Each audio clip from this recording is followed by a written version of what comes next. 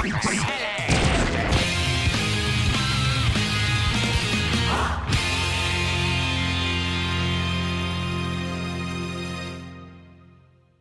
I've been doing this obscure series of videos for a few years now, covering a multitude of interesting, lesser-known games. Whether that's interesting in a good or bad way definitely varies. And while these obscure videos usually tackle games within a specific genre or label, like licensed games, you may recall that the very first obscure video I did was on games on a specific console, namely, the PlayStation 1. The PS1 was a very nostalgic console for me, and growing up with a lot more out-there titles on the system was what inspired me to do that video in the first place. Well, I want to go back to those roots, and since those roots were tied to one console that defined my childhood gaming experiences, why not do the same with another? Enter the Nintendo GameCube, a console I got one fine Christmas day in 2004, and one of my personal favorite consoles, in my top 3 at the very least. And the games I had access to on the system played a big part of that. Lots of fun stuff was available on the GameCube, both in Nintendo's first-party endeavors and the third-party offerings. Now compared to the PS1, I have played a fair bit more of the GameCube's more popular titles, but my library still has quite a few obscurer games, some of which I'll be sharing with you all today. Though, as a quick disclaimer before someone points it out, not all these games are GameCube exclusives. Some of these you can get on other consoles. These are all games I personally experienced via the GameCube though, so there you go. Anyway, without further ado,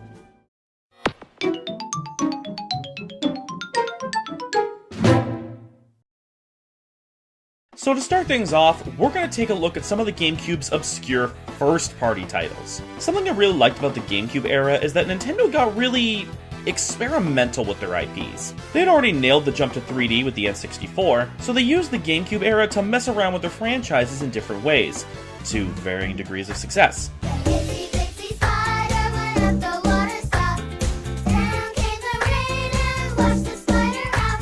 And the many Mario games on the system were a prime example of that. Whether it be the mainline series with Mario Sunshine, or the Mario Kart series with Double Dash, or the sports titles with stuff like Power Tennis, Superstar Baseball, and especially Strikers. The GameCube era was one full of wacky ideas and immense charm for our favorite plumber and his friends. Case in point, remember the time Mario saved the world by dancing?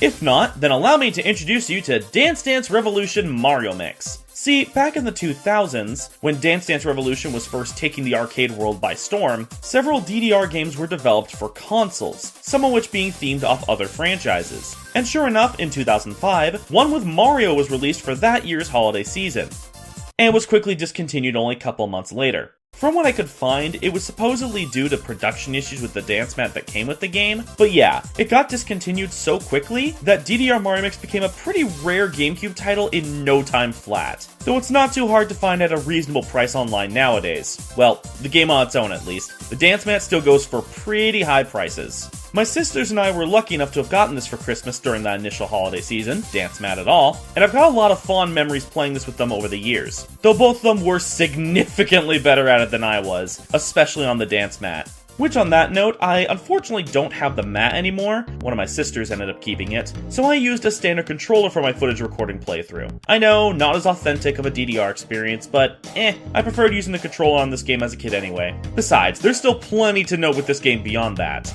like the utterly bonkers story. For one, Waluigi of all characters is the game's main villain initially, stealing these orbs known as the music keys, which hold the power of music and, according to Toad, will throw the world into destructive chaos if they're not restored. So Mario, or Luigi if you choose to play as him instead, sets off with Toad to find the music keys, coming across a multitude of obstacles along the way that are all solved through the magic power of dance. Yep, this is one of those kind of spin-off games where the entire universe has been rewritten to have the main gameplay be the core of everyone's way of life. Want to get out of a deep cavern you've fallen into? Just gotta dance your way out. Accidentally turned a hotel into a corkscrew building? For one, you made it way more interesting than it was before, but just dance to magically fix it. Need to get into an amusement park? Gotta have a dance-off with the security guards first. Want to get your hands on a boat upgrade that a shopkeeper's got on display even though he's not selling it? Actually, they sort that one out with a fishing competition, which breaks out into a dance-off partway through. The funniest part of that last plot beat in particular is that Mario, or Luigi, and Toad take the boat upgrade to get their boat past an unnaturally large whirlpool. only for Toad to then conclude that someone used a music key to make the whirlpool and telling Mario, or Luigi, to go into the whirlpool to find the music key, meaning they took the shopkeeper's possession for literally no reason. Toad actually makes a lot of questionable decisions like that throughout the story, the most hilarious of which being in the ice world. He and Mario, or Luigi, find the last music key lodged in the head of a giant Freezy, and Toad tries to ask for the key from the Freezy. The Freezy doesn't respond, so Toad's just like, "He gave me the cold shoulder! Rude! Mario, or Luigi, kill him!" I'm not even exaggerating, he literally tells Mario, or Luigi, to melt the Freezy with his dance moves, and that quite literally ends up happening. The Freezy's dead by the end of the level. I should have known we couldn't trust that mushroom-headed monster. The game's story is utterly ridiculous, but I kinda love it for that. It's like I said earlier, this era for Mario was full of wacky ideas and immense charm, and you definitely feel it here in this pretty silly storyline. Like, at the end of the game, Bowser steals the music keys you've collected, so you go after him and fight him in a dance-off, and after he's defeated, he reveals his ultimate plan with the music keys was to fix his tone deafness. Never change, Bowser. Now, as for the gameplay side of things, it's about what you'd expect for a Dance Dance Revolution game, hitting the arrows on beat as they appear. But to add some extra Mario flair, many of the levels have a feature called Mush Mode, which will incorporate gimmicks amongst the arrows. These can include Koopa Troopa shells you have to hit twice to get rid of, Spinies you want to avoid hitting, Cheep Cheeps that'll change the direction of an arrow as it approaches, or in the case of some of the boss challenges in the story mode, projectiles you pass back and forth between your opponents like you're playing hot potato. That said, I feel like this gimmick's kinda hit or miss, especially since these obstacles often blend into the already busy background animations, making them easy to miss. Though those background animations are also one of the most entertaining aspects of the game. DDR Mario Mix uses the same engine as the Mario Party games, and thus uses a lot of the same assets. And it's honestly kinda hilarious seeing the kind of dances they have the characters do with the limitations of those models. I call this dance move the Wiimote and Nunchuck. And that leads us into the game's song selection, which is really bizarre. The game's OST consists of remixes of Mario music, and with some pretty wide representation too. There's music from Double Dash, the North American Mario 2, Thousand Year Door, Wrecking Crew, Dr. Mario, even the Famicom Disk System startup tune gets a remix, but also remixes of public domain classical music, from Mozart songs to songs from the opera Carmen, to the song you probably heard at your high school graduation. I'm not joking, Mario boogies to a remix of Pomp and Circumstance.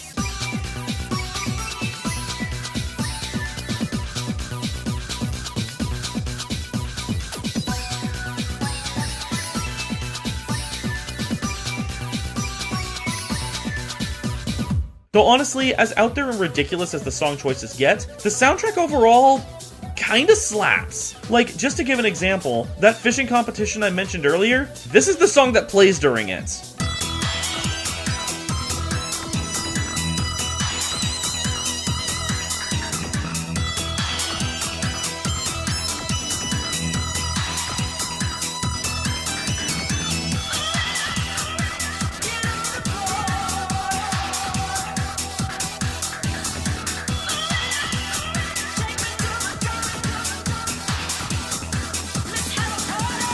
And the soundtrack's full of great tunes like this, even if some of them do get a bit strange. By far the strangest though? The level right before you take on Bowser. You're flying through his fiery territory, getting bombarded by bullet bills, and the tune that's playing is this.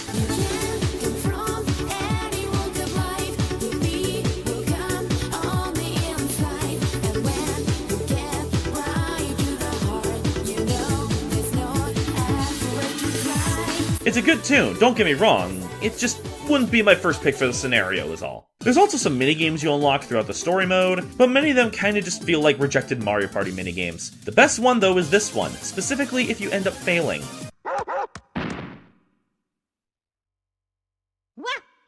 Are you ready?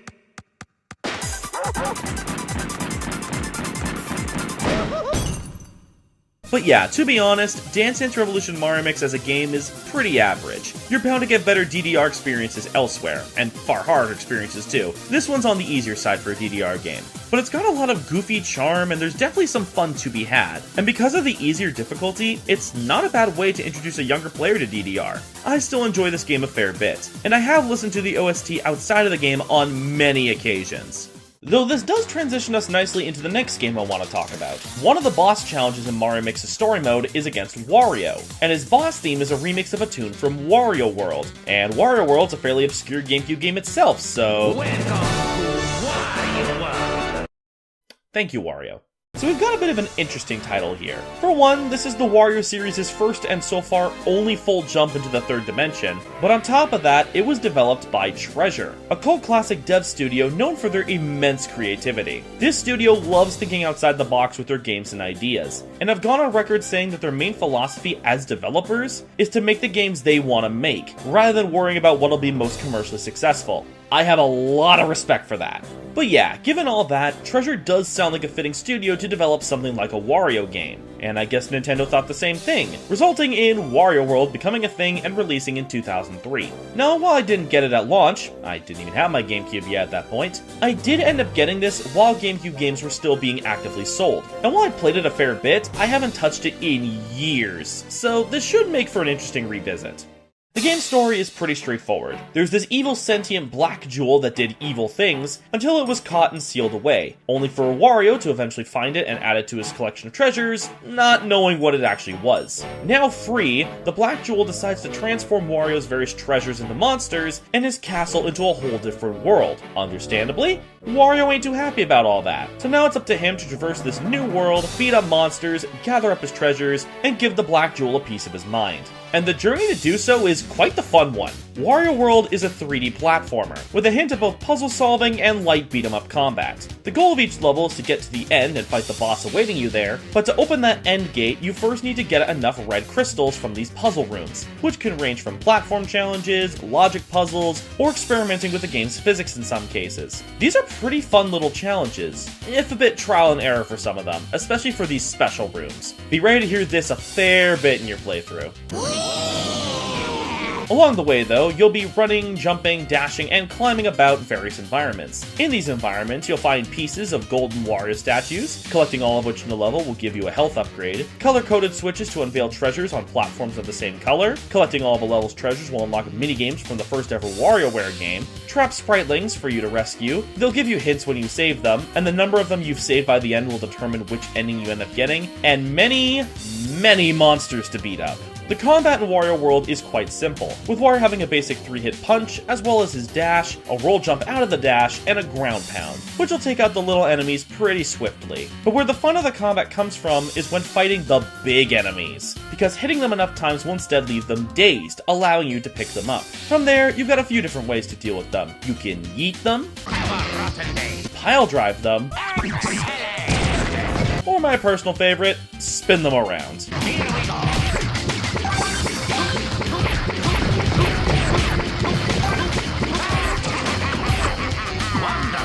I lost count of how many times I'd pick up an enemy and just become a Beyblade and rip through all the other enemies present. It's a ton of fun. It's especially fun in these timed arena challenges, where you have to wipe out as many enemies as you can within the time for larger coin bonuses. It's really satisfying.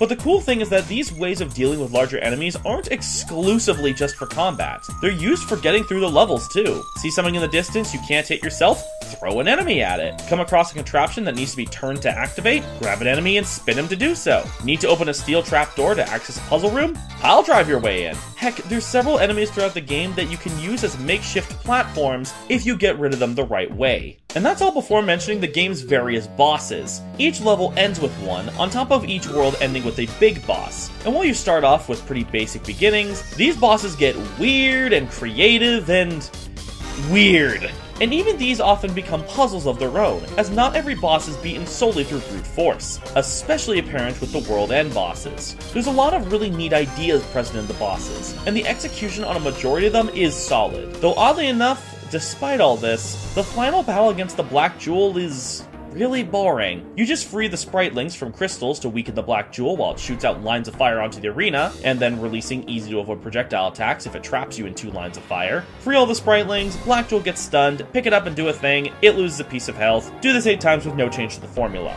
Interestingly though, this isn't the case in the Japanese version of the game, which was released a year after. With that extra dev time, Treasure was able to amp up the battle, with the Black Jewel completely switching up its attack pattern once at half health to a far more aggressive aggressive approach. Suddenly, this really tedious and underwhelming final boss seems a lot cooler. Though of course, I can't talk about Wario World without talking about the game's audio work. The game's soundtrack is full of some pretty catchy tunes, but the highlight of the game's audio element is Wario himself. You can absolutely tell that Charles Martinet was having a blast recording Wario's voice lines for this. I'm a number one.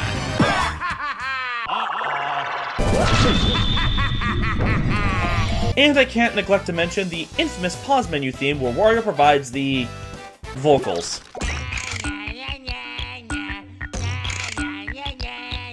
But yeah, overall, Wario World holds up quite well. It is on the shorter side, only having 8 levels in total, but it's a fun time all throughout for the most part. That said, whoever decided to add one of the golden statue pieces on an ice slide right at the end of the level that you can't climb back up, thus requiring you to go through the whole level again just to get another chance to pick it up, I want to have a little chat. I legit looped through the ice level 5 times to get this last item. I want to have a chat! Though I think that's enough of the first-party stuff for now. So how's about we take a look at some of the third-party endeavors on the system? And to start that off, we're going to take a look at a more recent addition to my GameCube collection. A little game known as Vex. I hadn't actually heard of this until only a few years ago, after hearing other YouTubers talk about it. And while it didn't look necessarily amazing, it did leave me intrigued. So when the opportunity came to get it alongside some other GameCube games for a really cheap price, I went for it. Created by Acclaim Studios Austin, formerly known as Iguana Entertainment, Vex began development back in 1999, and between then and its eventual 2003 release, it went through a bunch of changes to the concept and characters, and ultimately had a ton of planned content cut from the final release due to time and budget constraints. Certainly no stranger for games that have been covered on this channel. I haven't delved too deep into the development history of Vex at this point, but even just digging at the surface, it's really clear that the plans for this game were certainly ambitious, with much of that falling through due to the aforementioned time and budget constraints. Didn't help that this was one of the studio's final games. Acclaim as a whole filed for bankruptcy in 2004, only a year after Vex released. I've always found these kind of development stories fascinating, seeing what was initially planned for a title that's seemingly just kinda there. This was actually especially common with games in this era, wanting to be far grander than they actually ended up being, usually due to time and budget constraints. But as much as we can think on what Vex could have been, we should probably give a look at what we did end up getting. So the game begins with a cutscene with really poor audio balancing and a lack of subtitles. Not a great start. But from what I could gather from later lore documents and rewatching the opening cutscene in post, there's this planet called Astara, whose people developed a rift system for world traversal, but this allowed a race of beings known as Shadow Wraiths, led by the evil Dark Yabu, to come through and destroy Astara, leaving it in fragments. Hundreds of years later, Dark Yabu leads an attack on a village on one of the fragments, enslaving its people to mine for resources to repower the rift system and gain access back to the Shadow Wraith's homeworld. Village resident Vargas and his grandson Vex try to fight back, but Yabu ends up killing Vargas in retaliation. Seeking revenge, Vex sneaks onto Yabu's ship and ends up finding the Astani War Talons, powerful weapons Yabu hid away since he couldn't outright destroy them. The War Talons end up permanently binding themselves to Vex, Vex screamed as the Talons bound themselves to him forever. but in turn give Vex the power to fight off Yabu's forces. He also finds out that despite Vargas' death, Yabu's kept his soul entrapped in his amulet, where he's continuously torturing it until it's no more. A bit excessive if you ask me, but it also means there's a chance for Vex to save his grandfather. So from there, it's up to Vex to traverse the many fragments of Astara via the rift system, take down Yabu and the Shadow Wraiths, and free his grandfather and Astara as a whole. Yeah, you can definitely tell there was far more planned for this story. Like, this feels very lore-heavy, even though you're only given pieces of it in the final game. So with that in mind, with all this talk about planetary destruction and enslavement and souls being tortured beyond the grave, what kind of gameplay style do you think Vex has? Because if you said Mario 64 style 3D platformer, you'd be right. Vex is a collectathon platformer, with clear direct inspiration from Mario 64 in particular. Each main collectible has a title connected to it, though it's riddles in Vex's case rather than straightforward descriptors. Collecting 100 of the coin equivalent in a level gets you the main collectible, it's got its own equivalent to the 8 red coins. Even a lot of Vex's movement options are clearly inspired by Mario's. But all of these have that Vex-flavored edge to them. You're not collecting power stars, you're collecting these very real-looking wraith hearts that beat faster the closer you get to them. And when playing on actual hardware, cause the controller to rumble with the heartbeat, which is actually kinda cool.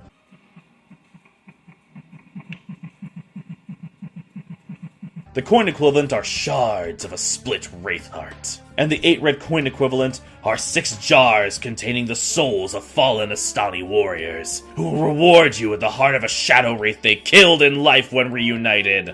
Can you tell yet this was a game that came out in the early to mid 2000s? And as for Vex's moveset, while he does have a fair few options for maneuvering, particularly the Mario 64-esque long jump and crouch jump, a good chunk of his movements meant more for combat. Right on the back of the box, the game prides itself on its revolutionary combo-based fighting system. But from what I played of the game, not really feeling it, to be honest. Now to re-clarify, I'm not super picky when it comes to combat in these kind of games. I definitely do prefer more thought-out combat systems, don't get me wrong, but as long as the gameplay feel and feedback of it is strong, I'm generally fine with the game having simpler or more button-mashy combat. Just look back at what I was saying about Wario World. That game's combat system is quite simple, but really fun to partake in. In Vex's case, though, it felt a bit off to me. You've got a couple options, like a 3-hit combo, an uppercut, a mid-air kick, a mid-air projectile blast downwards, but they don't feel like they connect well together. And when you have to deal with enemies who take more than 3 hits to kill, it never quite feels right. It's an awkward in-between of standard 3D platformer attacking and more intricate combat, and not one that I feel sticks the landing. And the platforming doesn't fare much better, to be honest. Vex may have several of Mario's moves, but they don't feel nearly as good to pull off. There's a stiffness to Vex's movement, so it never quite felt right. And it made precise platforming feel more stressful than it would have otherwise, which, by the way, it does not take long to get to a point like that. Literally, the first area of the game has a tower sequence with narrow beams and obstacles that can easily knock you back to the bottom. And also insta-kill obstacles, that even being slightly underneath will count as being killed.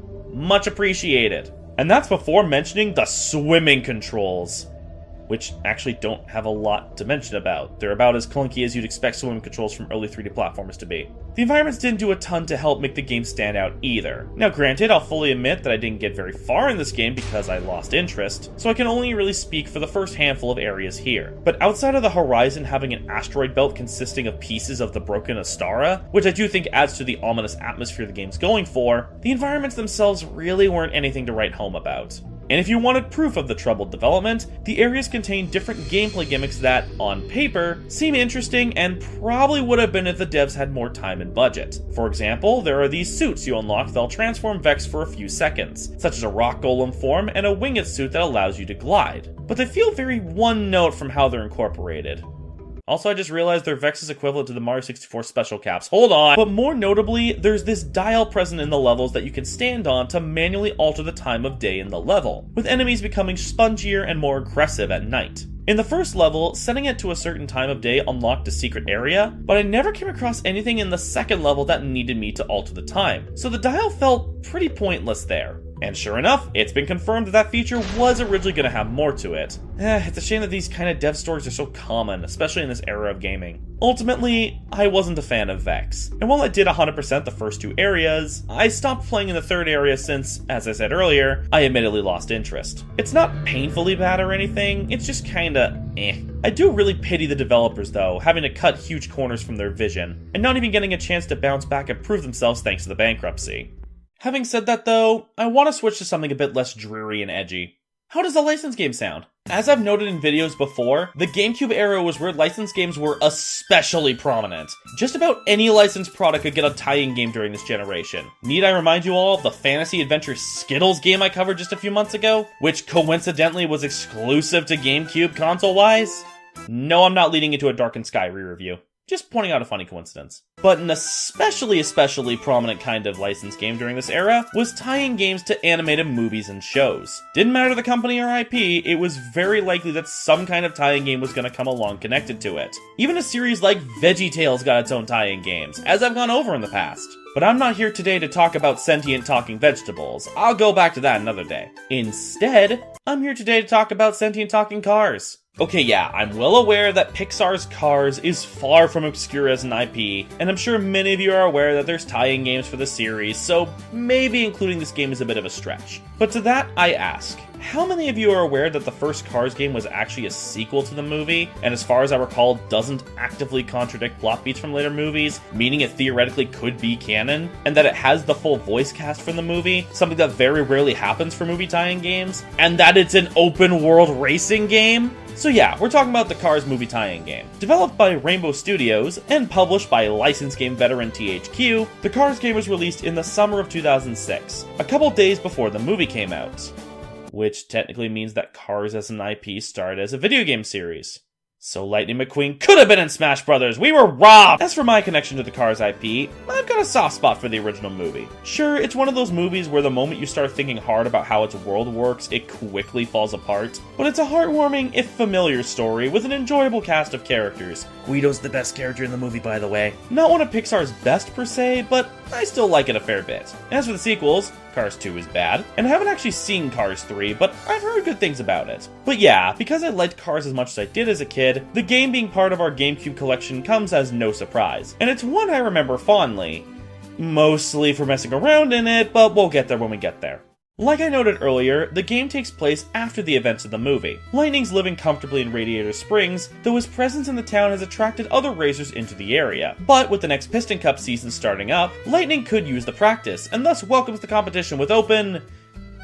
tires? I don't know, he doesn't really have an equivalent to arms. But yeah, the game has you driving around Radiator Springs and its surrounding areas, interacting with characters both old and new, partaking in races and challenges, and once enough of said races and challenges have been completed, competing in the next Piston Cup race. And there's a lot of emphasis on the driving around Radiator Springs and its surrounding areas part. As I said earlier, this is an open world racing game. And while it's certainly not to the scale of open world games as we know them nowadays, it is pretty cool being able to freely explore these areas from the movie, and pretty accurately recreated too. That road that Lightning and Sally go down on their drive in the movie is straight up a route you can take in-game, and it follows what we see of it in the movie pretty closely. And with the abilities at your disposal, such as jumping and boosting, coupled with collectibles being placed in pretty out-there spots, exploring every nook and cranny of the open world in whatever way you can is encouraged. And it's a pretty big chunk of where the fun with this game comes from.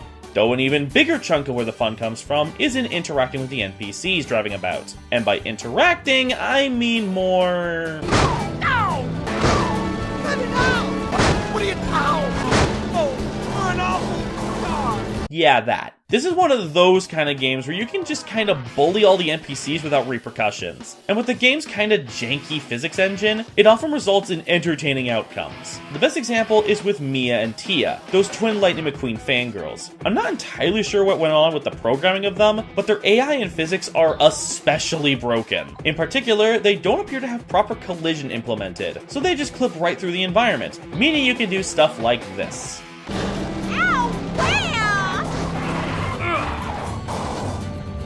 Yeah, I'll admit, I spent a majority of my playtime with this game as a kid just crashing into the NPCs over and over again. Though more NPCs join the roads as you complete the races and challenges, so I guess that was my incentive as a kid to actually progress through the game. I'd say that I've grown since then, but one of my recording sessions literally consisted of nothing but me bullying the NPCs.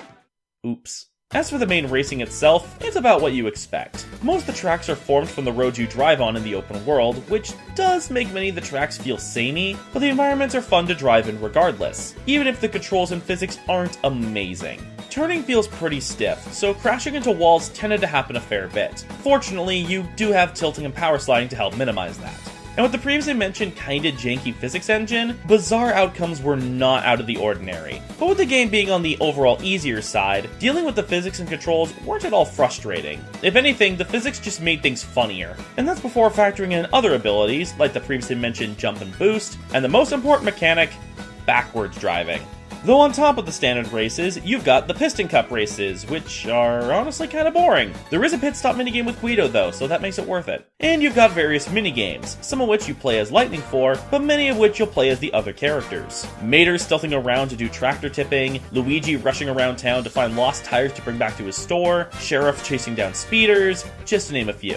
Top it all off with a nice blend of both original music and licensed tracks for the races and exploration, a visual style that, while certainly of the times with the era, does have some pretty good detail done on the characters, and as I said earlier, the game pulled off the rare accomplishment of being a movie tie-in game with its full voice cast all returning, even the bigger name celebrity actors. And while it may have been contractual obligations that brought them all back, based on what I've read at least, it sounds like they all willingly came back to reprise their roles. But yeah, the Cars video game's not necessarily amazing. It's got a fair bit of jankiness, tracks that are a bit too samey, and some other hiccups here and there. But all things considered, I'd say it's a pretty good game overall, and I had a fun time coming back to it.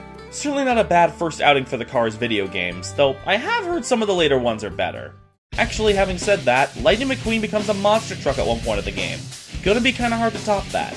And now that we've covered one animated movie tie-in game, how's about we cover another animated movie tie-in game? Though this time on an IP we've covered in the Obscure series before. That's right, we're going back to Shrek. Now this is a franchise that kinda exploded with tie-in games after that first movie turned out to be a surprise mega hit. From more direct movie adaptations like the Shrek 2 co-op game, to spin-offs like Shrek Smash and Crash Racing, or Shrek Super Party with its freaky bobblehead designs, or Shrek Treasure Hunt, which I previously reviewed in Obscure PlayStation games. Spoilers, it's one of the worst games I've ever played. But no worries, I'm not playing a Shrek game nearly that bad this time around. In fact, the one I've got today does actually have a bit of a following, so again, maybe it's a bit of a stretch to be including in this video. But then again, when else am I gonna get an opportunity to talk about Shrek Super Slam? Plus it came out in 2005, and anyone who was born that year is now 18, so there's a very real possibility that some of you watching aren't familiar with this one, so I'm willing to include it here. 2005 was really 18 years ago, what the heck? So the game's story is as such. Donkey's struggling to get his Dronky children to go to bed, so Shrek and friends start coming up with stories to tell the Dronkies to hopefully get them to sleep. The fights you partake in for the story mode are the different stories each character tells the Dronkies, and they range from Sheriff Gingy throwing down with Cowboy Puss in Boots, over him having a gingerbread cookie for a snack, Fiona avenging Donkey in a fight against martial arts master Humpty Dumpty, which includes one of the funniest uses of rotating a character model instead of animating them I've ever seen. I want my money back for those karate lessons!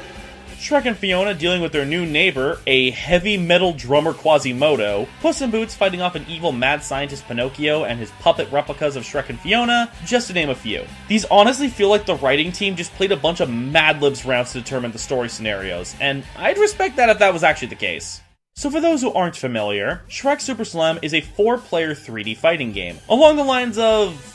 Okay, there are other games I could list here that are more similar to it, but to keep everyone on the same page, it's basically like a 3D Super Smash Bros. You beat each other up with the A button being for regular attacks and the B button for special attacks, though each character has additional specials that require more specific button inputs to use, on large arenas with varying verticality, with the goal to KO your opponents the most before the timer runs out. The key difference in this game's case though, aside from it being 3D, is that KOs are only obtained through your slam attacks, aka your final smashes. Landing regular and special attacks builds up your slam meter, and once it's full, you can use your slam attack with the B button. Funny thing is, not only does this game predate Smash Bros. Incorporation of Final Smashes, let alone the Final Smash meter, but needing to use slam attacks to KO opponents is the exact same gameplay loop that Sony's take on the genre, PlayStation All-Stars Battle Royale, would go on to do. But unironically, I'd say Super Slam did it better than PlayStation All-Stars. Not just with that gameplay loop either, I think it's a more fun game in general. It certainly has a stronger character roster. You've got plenty of your usual suspects with the character lineup here, with a couple deep cuts like Robin Hood from the first movie and the Cyclops from the second movie. But also there's a handful of original characters, such as the Black Knight, a witch named Luna, a gnome named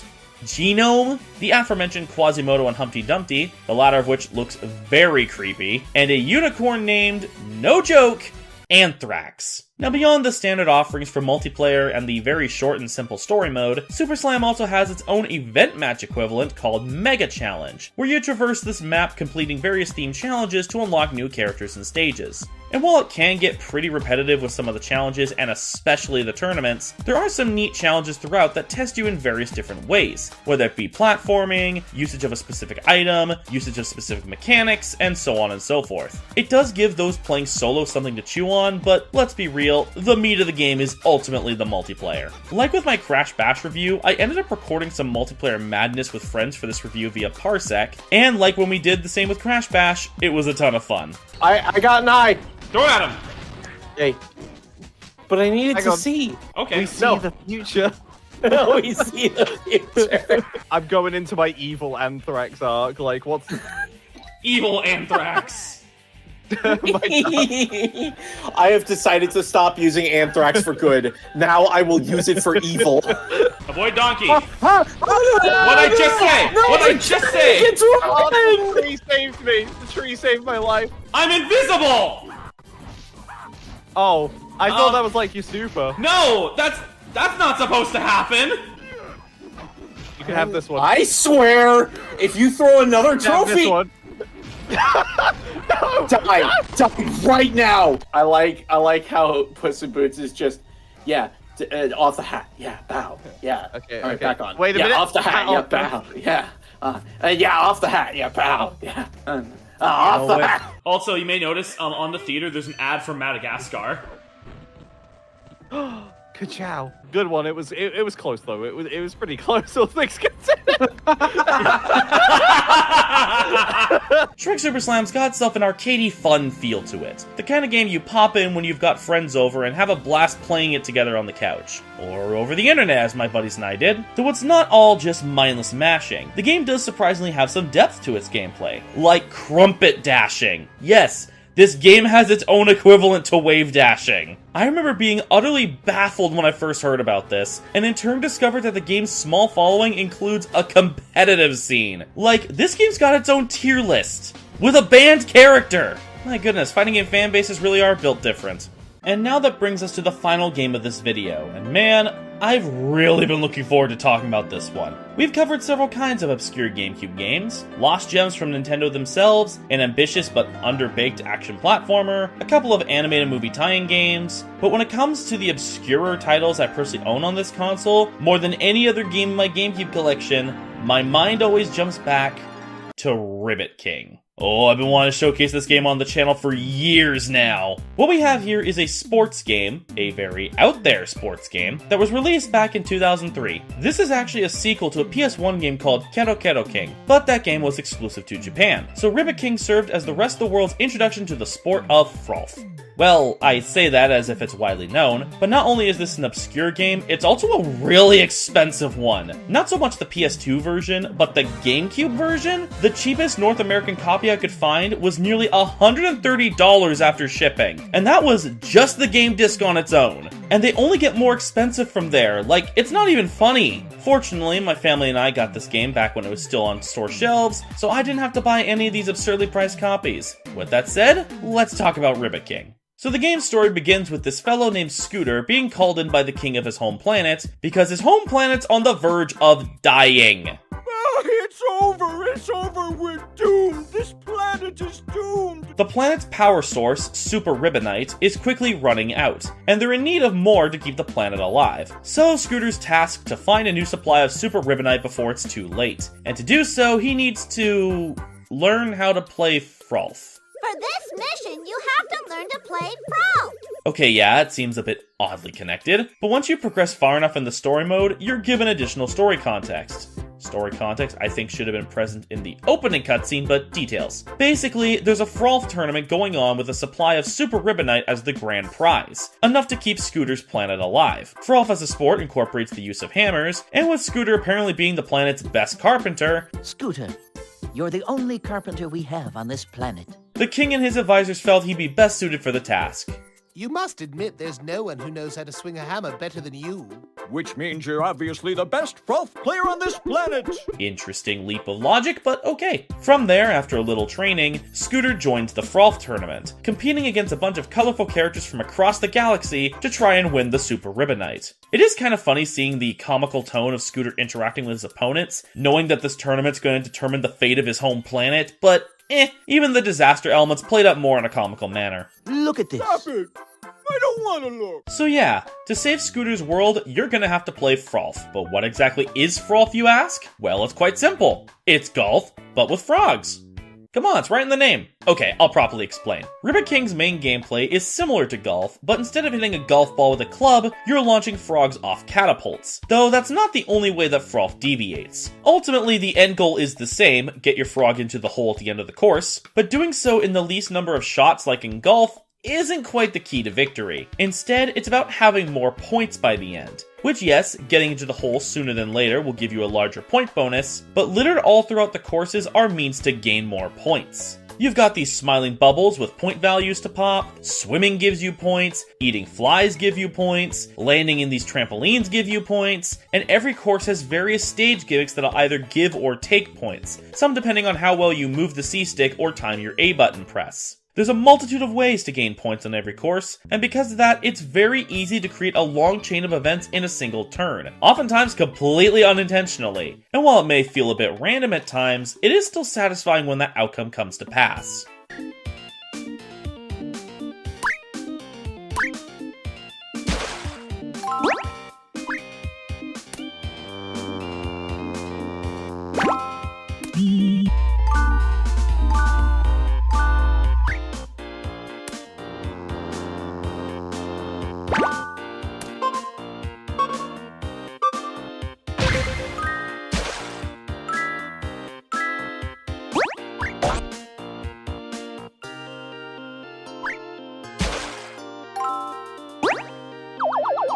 Plus, when you factor in consumable items, ranging from items that will increase the max range of your shot for a turn, to items that will leave you better prepared for specific terrains and stage hazards, there's a lot to factor in at any given point while playing. Fortunately, in the case of story mode, the AI aren't quite the brightest in the earlier stages, so you have plenty of time to figure out the best strategies for maximizing points while getting to the hole relatively quickly. Or just gun it for the hole and get a frog in one.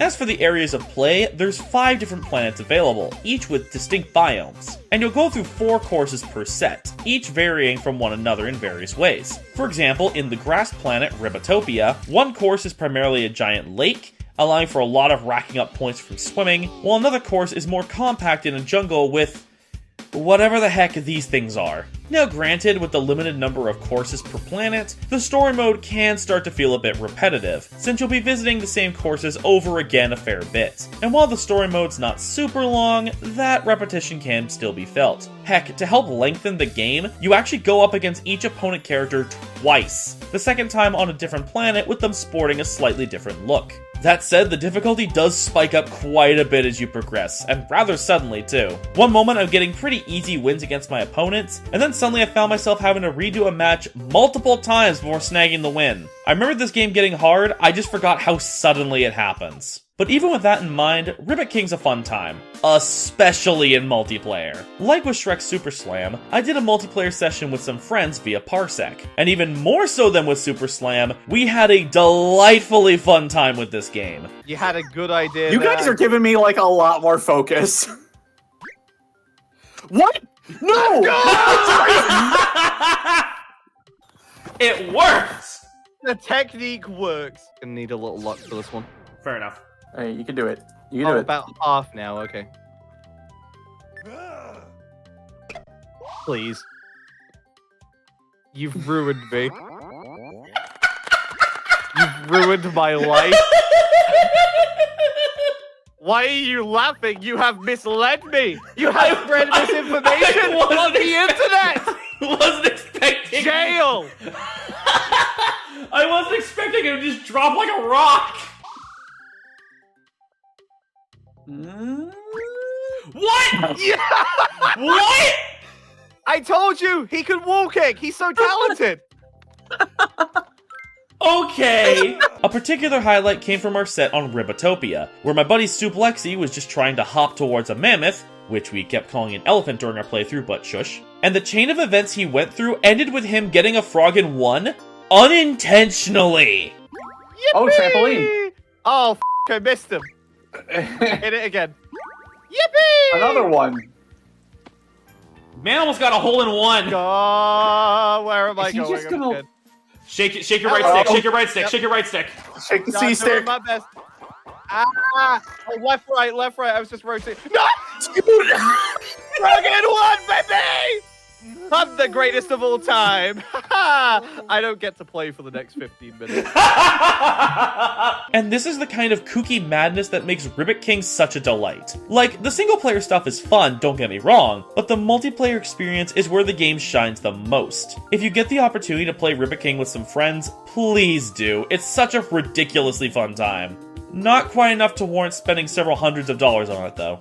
And that brings us to the end of this little adventure. I'm well aware that I'm merely scratching the surface of obscure GameCube games. There's still dozens more out there, but I want to work with what I already owned for this one. If I can find some other interesting obscure titles that won't cost me an arm and a leg, maybe I'll do a part 2 in the future. Not making any promises though, I'm just putting the idea out there. If it wasn't apparent yet, I've got a very big soft spot for this era of gaming. Sure, there was still plenty of growing pains going on, and you could definitely feel it with some of the elements from some of the games I showed today, but there was a special charm with this era that I can't help but love. Granted, that could be nostalgia bias talking. Actually, who am I kidding? It totally is. But yeah, I love the GameCube and its library of charming games. So with that said, this has been BenjaMage, thank you all for watching, and until the next video, have a nice day everybody. The end.